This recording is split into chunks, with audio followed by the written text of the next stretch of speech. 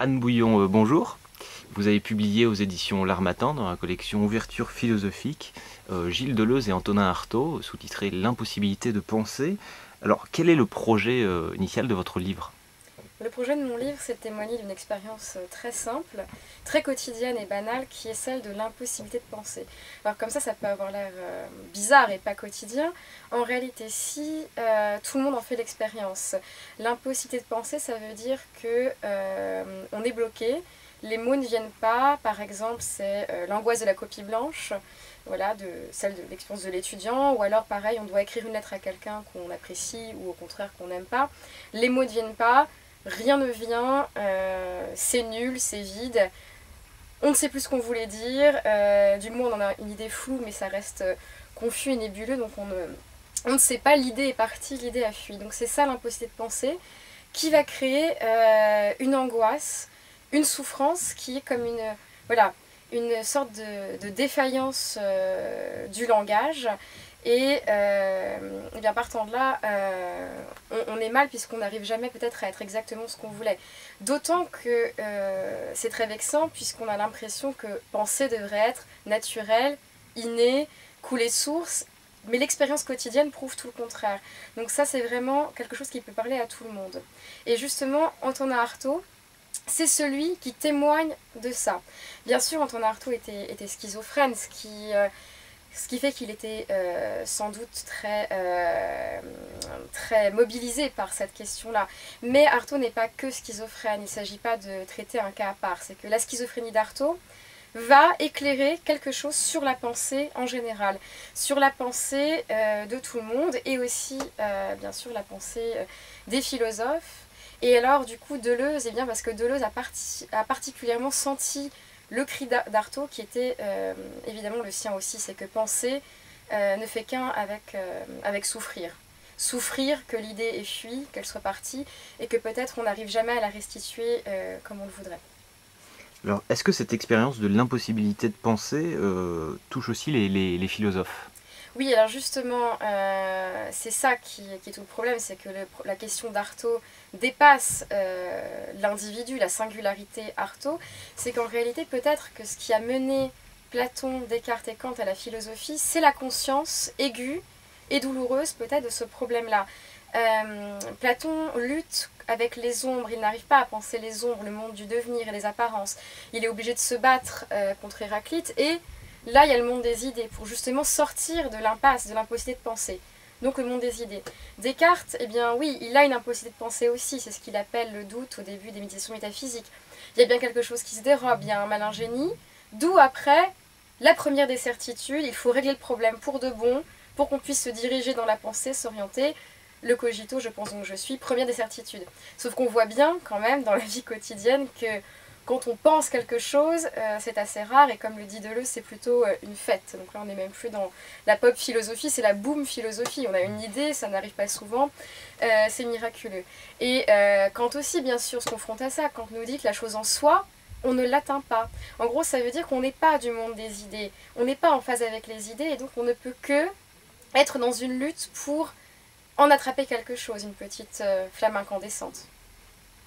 Alors, est-ce que selon vous, Artaud est celui qui fait voler en éclats toutes ces grandes pensées de Platon à Hegel? Est-ce que Artaud est leur ombre finalement? Oui, parce que c'est Artaud qui révèle les souterrains de la pensée. C'est lui qui révèle ce qu'il y a sous le cliché. Penser, ça veut dire quoi? Bon, bah, avoir des représentations. Eh bien, Artaud va montrer ce qu'il y a sous cette image de la pensée, l'image classique de la pensée, telle que Deleuze l'appelle. Eh bien, on regarde avec Artaud ce qu'il y a en dessous, comment ça se passe. Et là, il est clair qu'il y a comme une lutte. D'ailleurs, il n'est pas étonnant qu'Artaud dise qu'il est le lieu d'une lutte. Eh bien, en réalité, c'est une lutte philosophique sur le plan de la philosophie, où on ne cesse de lutter pour attraper les idées. Peut-être pour les créer aussi, mais du moins, il y a une lutte autour des idées. Il y a un combat des idées.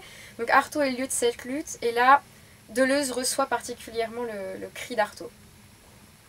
Alors, est-ce que vous relisez l'histoire de la philosophie à travers l'Artaud deleuzien?